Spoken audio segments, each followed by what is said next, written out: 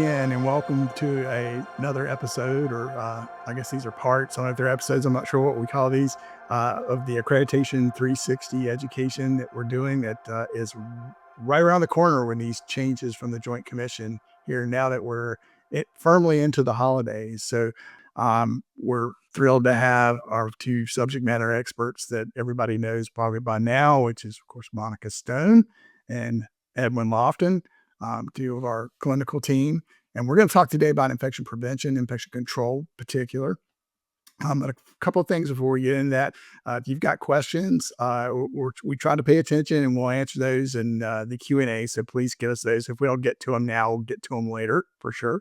The other thing is if you want to if you're one of our Accreditation Readiness Network members and you want to get CECs for this, you can get get those by watching the content over there.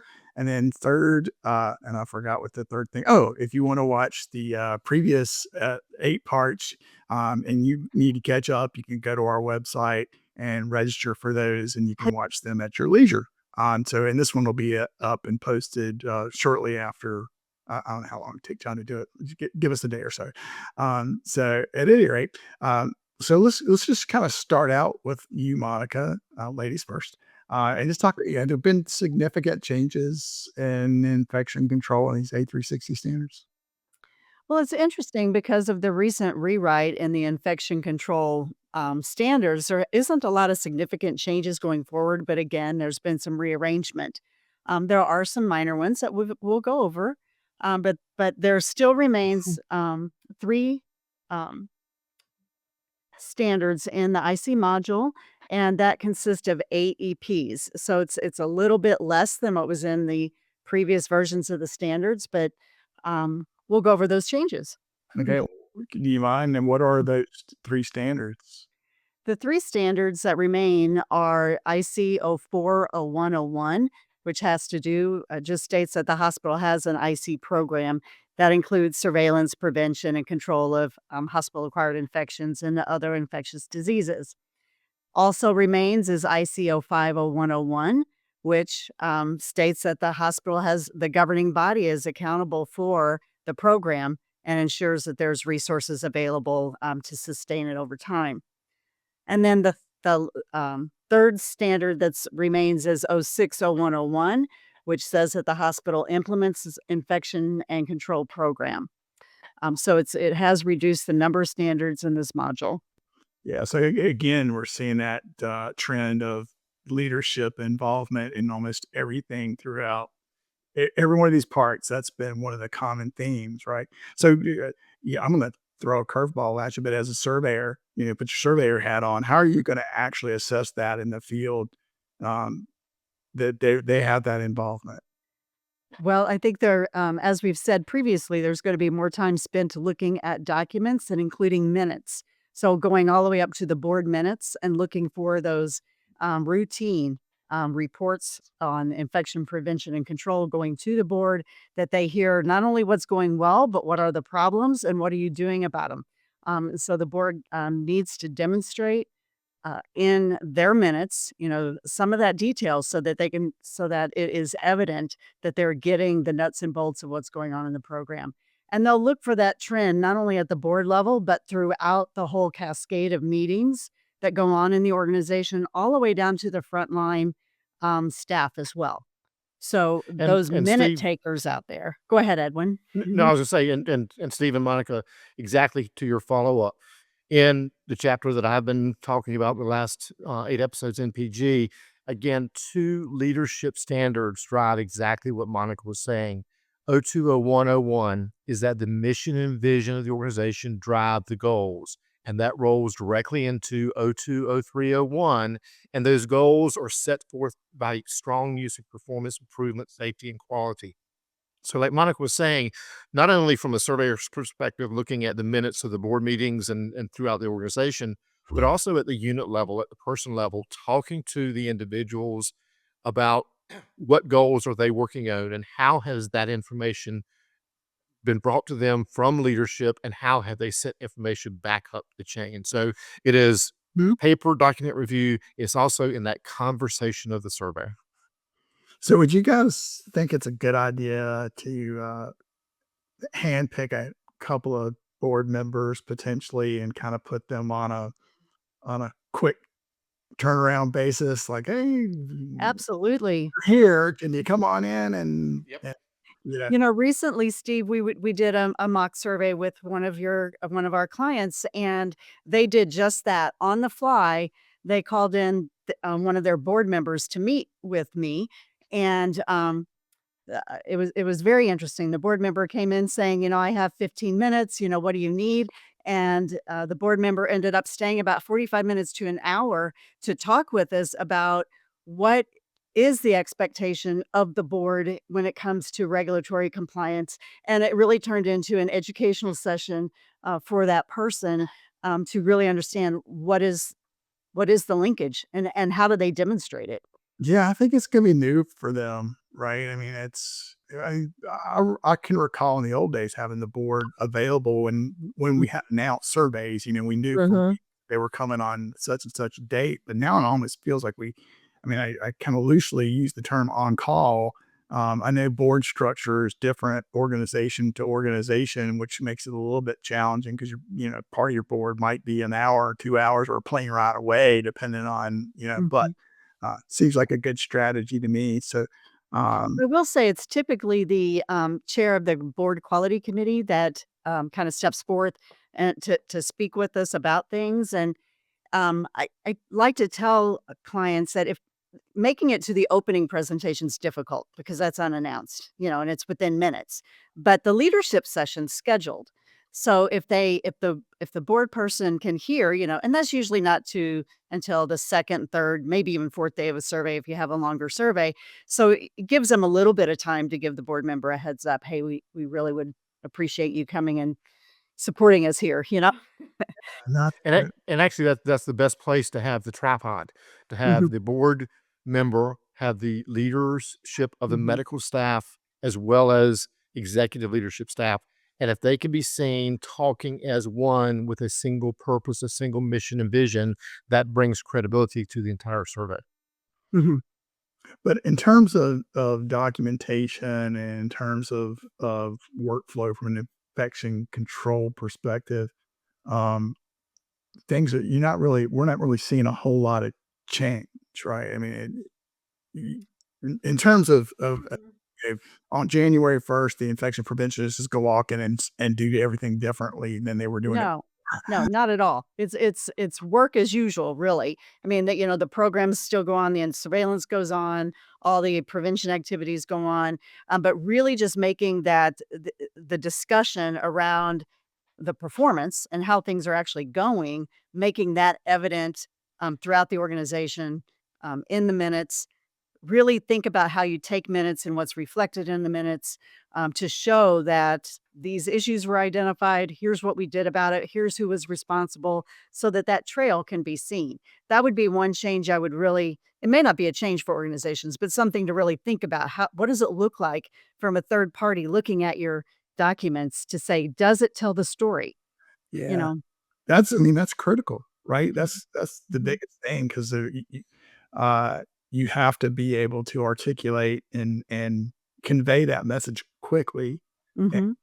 not correctly is the wrong word, but, uh, Accurately. Accurately, yeah. yeah, there you go, accurately, thank yeah, I'm slow today, I'm not sure what's up with that, but, right, have there been any of the other modules where that, have changes related to infection control here?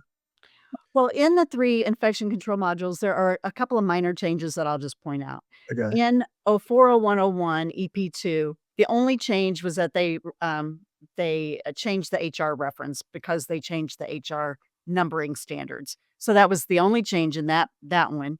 In 060101 EP, well, EP wanted to have moved, but EP3 dropped a reference to a COP. That was it. That was the only change. In IC 050101, um, the standards haven't changed at all. But if you look at the crosswalk, it's weirdly missing from the Joint Commission crosswalk of the changes. That standard's missing in the crosswalk, but yeah, I did check and it is in the January 26th edition um, standards that are published. So it's there, but I don't see any changes. I'm expecting a lot of changes in the crosswalk at some point because we've been, It's kind of wonky. uh, yeah, because of our own software tool that we use, and we've been encountering some challenges with the crosswalk with things missing. And it's like, why is that not? Oh, it's because they didn't address it yet. Well, they'll fix it. I mean, this is a big change, so we didn't expect perfection, but yeah, the crosswalk has been interesting for sure. Mhm. So, anything else? I'm sorry, I didn't mean to interrupt. Oh, not for me, but I've mentioned that there are things that have been moved. So, Edwin, take it away with what's moved. So, as in all of the other modules that we were the presentations that we've done, we've had the conversation about what's changed in individual modules, and then what's been moved or adopted into the National Performance Goals or the NPG module. And again, here we have the same impact. As we mentioned earlier, I think the awareness of every organization about the mission, vision, and goals, the use of PI is especially important in the world of infection prevention, infection control. Um, NPG 050101 EPs 1 and 2, that states one thing that Monica mentioned earlier, which is the surveillance, prevention, and control components that are going to be measured. How do you prioritize your activities, and how do you develop your annual review? Again, this goes back to the governing body component, that annual review. How is the components or prioritization really set in place for what we're doing on that? The second thing, which is actually a very new standard, is NPG 050201, and this is your pandemic standard. It is the high consequence infectious disease standard. EPs 1 and 2 talk about developing your protocols for that high consequence infectious disease and education and training. And there's a lot of language throughout the modules about education training, measuring the effectiveness of that training, measuring, making those changes, and then redoing that. What resources are defined that the governing body needs to provide. And then the last component that I'll speak to in NPG is 120101 EP12. And this is where the governing body, with input from the medical staff leadership and nursing, appoints a qualified infectious prevention professional. So those are the key things that are NPG. Again, it's all related to PI, leadership, and governance. So let's talk about qualified infection prevention professional because I know APIC, for example, which I'm a big fan of that organization. They have a certification, like a lot of organizations do.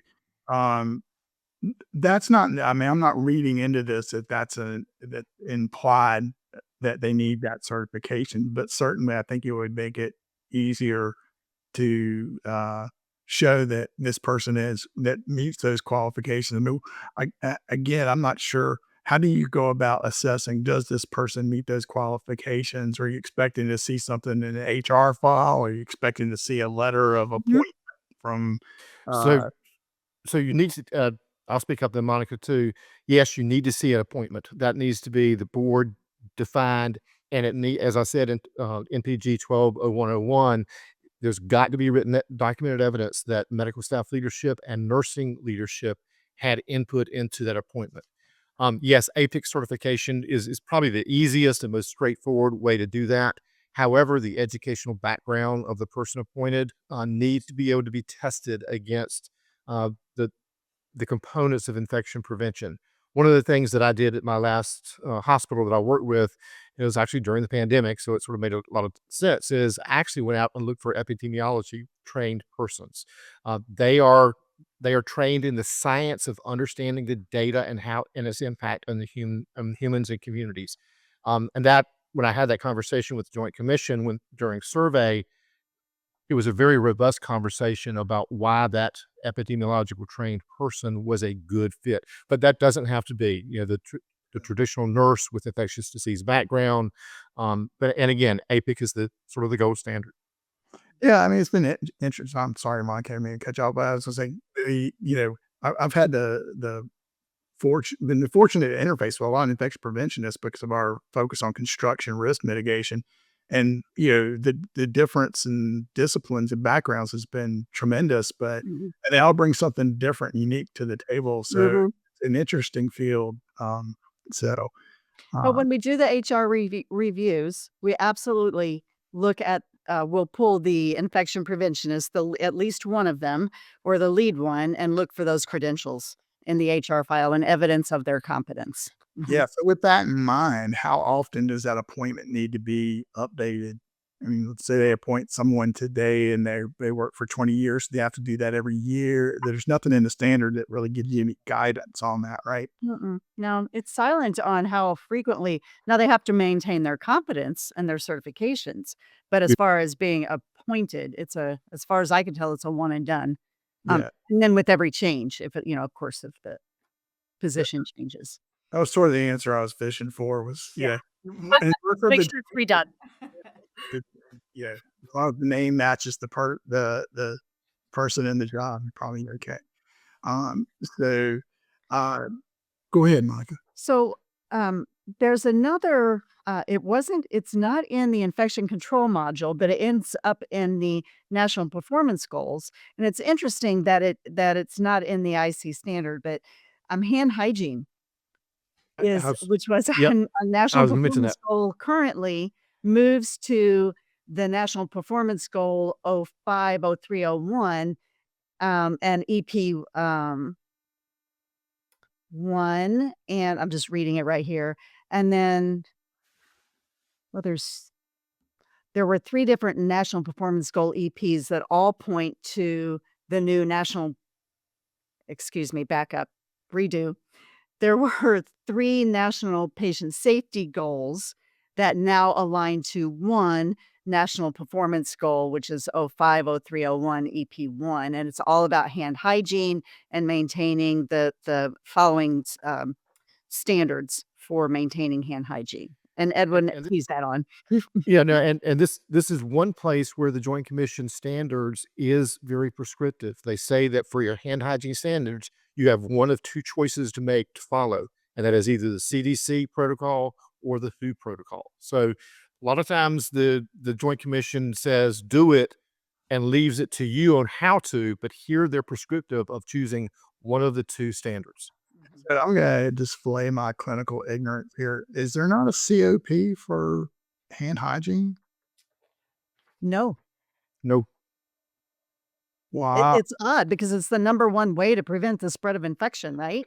It's not in the COPs. Go figure. So, That Well, but I think that's why Joint Commission said, you know what, we can't drop this completely. We have to have it somewhere. So, so again, remember, when was the performance last time COPs were updated? Oh, yeah. It's been quite a few years, and we've had a lot of worldly things happen that the Joint Commission and other accrediting agencies have a better way of responding to instead of waiting for Medicare to rewrite or introduce new CFEs. So while infectious prevention is a mandated thing, how to get there, we've got to use the current science. Yeah.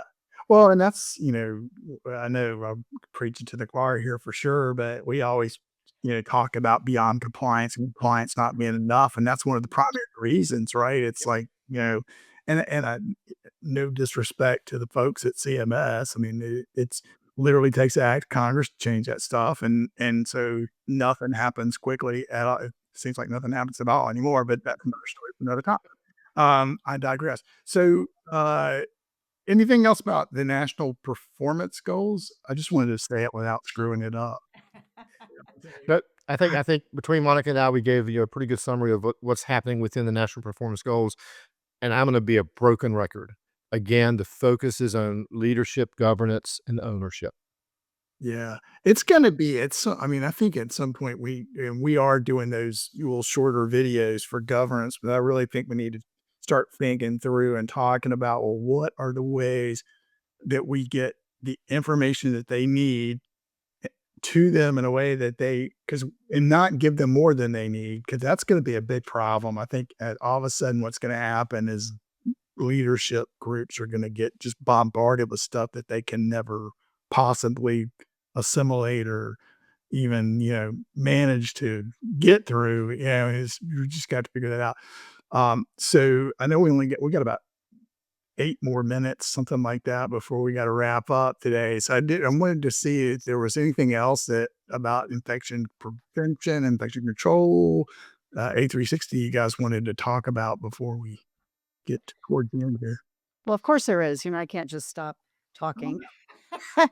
But I do think it's worth noting that the Joint Commission recently held the consultants forum, and they during that time um, let everyone know what the top findings are in the previous year. So in 2025, there are two infection control standards that are in the top 15 findings clinically, and the number one is IC 060101 EP3, which is all about the activities to reduce hospital-acquired infections and other infectious diseases.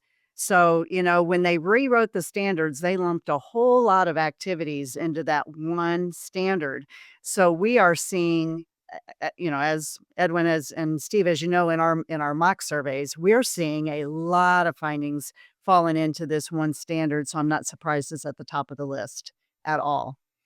The second one is number 4 on the list, and that's high-level disinfection and sterilization. On that one, it's the Joint Commission, and they didn't give us a lot of detail about what they were finding on that one, but what we're seeing in our mock surveys, and it's probably consistent because we're consistent with everything else that they put out, is findings around the decentralized instrument process.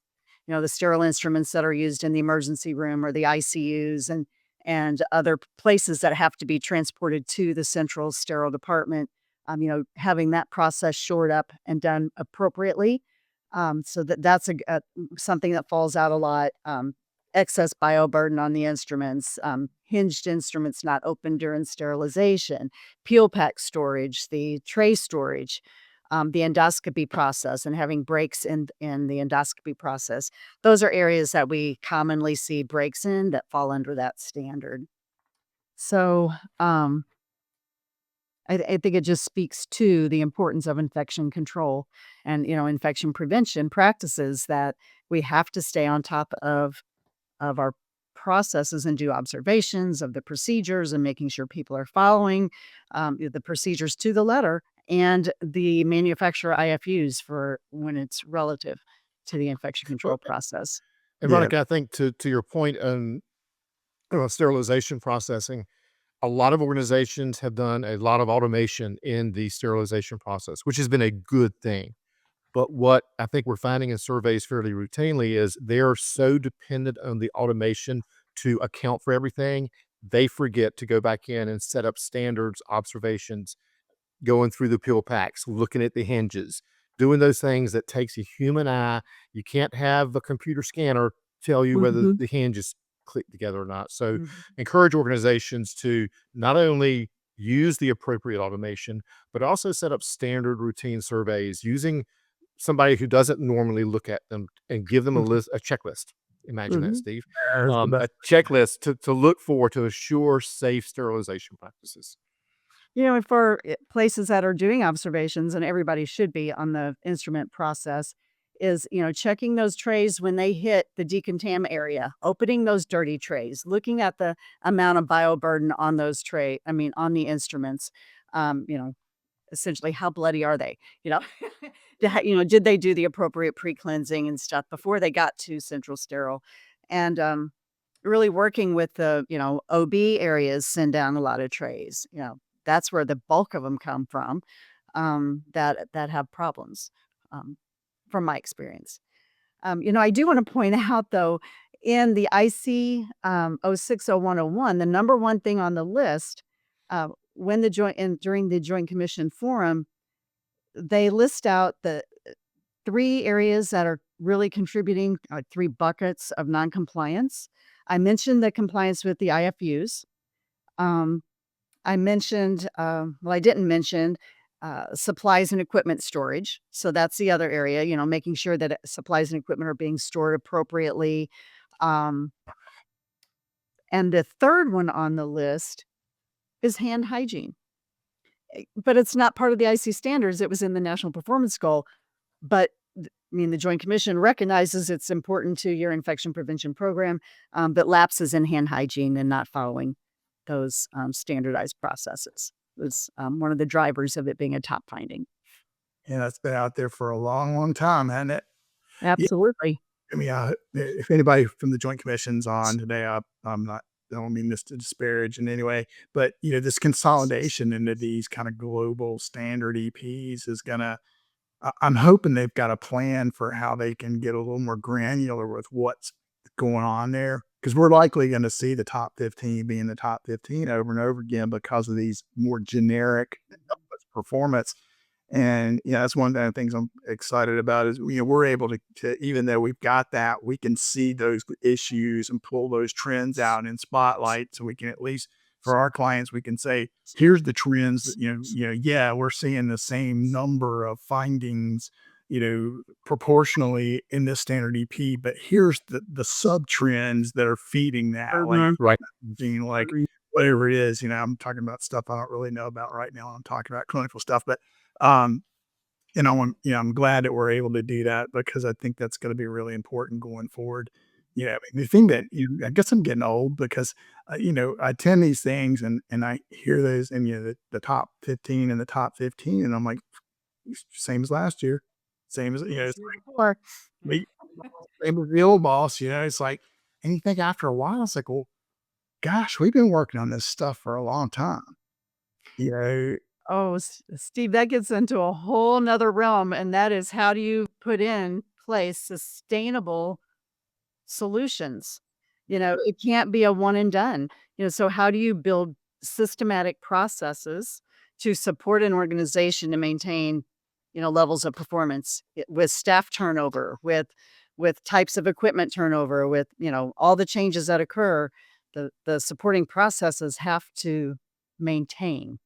And yeah, it's That a whole again art. calls back for a very aggressive, very effective PI process. And whatever Mhm, model you use, it's got to be based on the system, not the person, to Monica's mhm, point. That's the only way sustainability can occur. mhm. I want to ask people in the Q&A. Of course, we won't be able to answer it right now, but we'll get to it. If this is a subject that you're interested in learning more about, if we can talk to it and you want us to do just a dedicated episode to the quality piece and sustainability piece as it comes to improvement, let us know. Because I think this is an important thing, certainly. I got really excited the other day because our developer showed me the dashboard that shows how we can now see repeat findings um, in one very simple way. So yeah, and which is going to be great because we can say, hey, we saw this last time, we saw it the time before that, saw it the time before that. So that'll tell us, are we treating symptoms or are we actually curing disease? Um, Good. Mhm. which is something we've been talking about for a long time at MSL, and you guys know that we're passionate about it. So, um, anything else you guys want to talk about? No, I think we kinda hit on the highlights of the changes and what to look for, so Well, yeah, I mean, this is something that's really important. One of the very cornerstones of healthcare, when you put your life in the hands of a provider, most of the people, they never even think about the fact that they could catch something they weren't supposed to get in there. Yeah, I think now people are starting to become better informed, but um, it's certainly something we need to focus more attention on because it shouldn't be in the top 15 all the time. So anyway, well, thank you very much again. If you are an ARN member and you want to see C's, get over there. We will be back in 2 weeks with another episode about or another part or whatever we're calling these things, and we look forward to seeing you then. Thank you very much for your time. Thank you all for tuning in. If you want to see the old ones, just go to mslhealthcare.com and you can sign up and see them. So thank you all very much. thank you.